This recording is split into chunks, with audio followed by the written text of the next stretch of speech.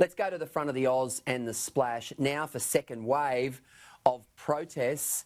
Thousands of activists are preparing to take to the streets once again, defying health advice as an industrial-scale investigation is launched to prevent a second mass outbreak sparked by a Melbourne Black Lives Matter protester who tested positive for COVID-19. And I always enjoy the comments of John Ferguson, who I think is a fantastic operator, and he says, "Common sense died in Australia the moment tens of thousands demonstrated side by side in the middle of a pandemic. Forget for a moment any debate about the strength of the cause and consider the medical evidence." And of course, we saw today, Ollie, where the Prime Minister, Scott Morrison, his deputy, Michael McCormack, I think Frydenberg was asked about it, just about every Australian politician was asked about it, and they were absolutely at one that anyone who turns out for a protest this weekend must be arrested. Slap them with $1,000. Give them 1,600 in Victoria. Do what you need to do.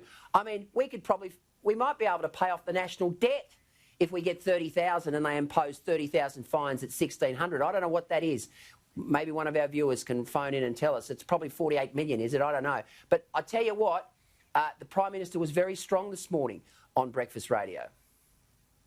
Yeah, he was, and that's because we're in a state of emergency right now, Gleeso, and we have done all of the hard work to date.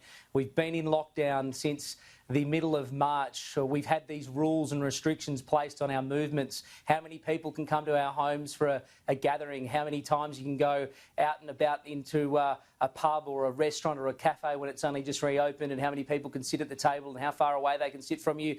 Of course, the funerals have been used as examples, particularly in the eastern states where there are still major restrictions on the number of people who can turn up to farewell a loved one. So we all have been living by the rules that have been imposed on us, and for the most part, Australians have accepted it and got on with it. But then we turn a blind eye to the fact that thousands and thousands of people can gather in our cities to protest for the Black Lives Matter movement. As you say, put the cause to one side. We are still in a state of emergency. We're still in the middle of a global pandemic. You can't have one rules for the entire country and then turn a blind eye to these protests that are taking place. I don't blame the Prime Minister.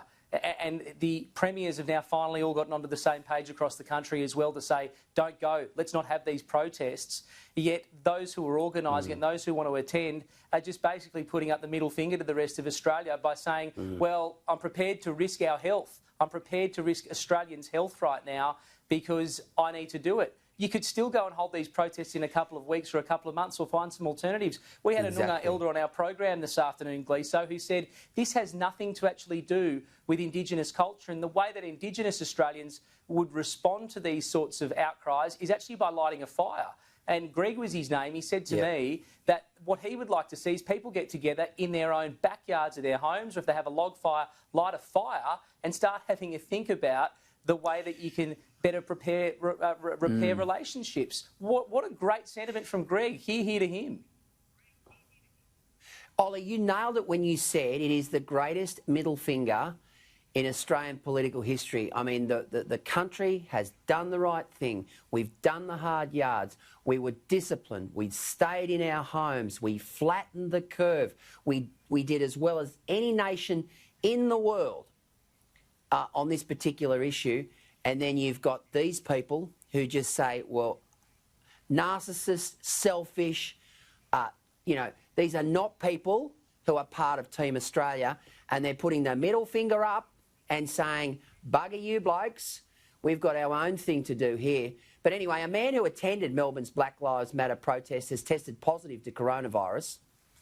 Health authorities are now concerned about a second wave of infection, fearing he infected others while at the demonstration. It's what health authorities have been fearing. One case who's attended last Saturday's Black Lives Matter protest in Melbourne. The man, aged in his 30s, attended the demonstration in Melbourne CBD on Saturday and started showing symptoms the next day. Authorities say it's unlikely he contracted COVID at the rally, but it is possible he infected others despite wearing a mask. Within 24 hours, there is the possibility of being infectious before you develop symptoms. The difficult task of contact tracing has now begun, made more complicated by the fact there were literally thousands of people at this protest, and this man could have been in contact with any number of those. It'll still be a few days before authorities know the extent of the spread, the chief health officer fearing an outbreak is possible. I've been clear that the potential's there. I hope it doesn't happen. Treasurer Josh Frydenberg says the protesters have put the community at risk. People shouldn't have gathered in those numbers for those rallies. That was the obvious message from the medical experts about those rallies, and it was very unfortunate that they proceeded in the way that they did. The advice from health authorities remains the same. Get tested if you're showing symptoms and don't go to any more protests. Patrick Morrill, Sky News, Melbourne.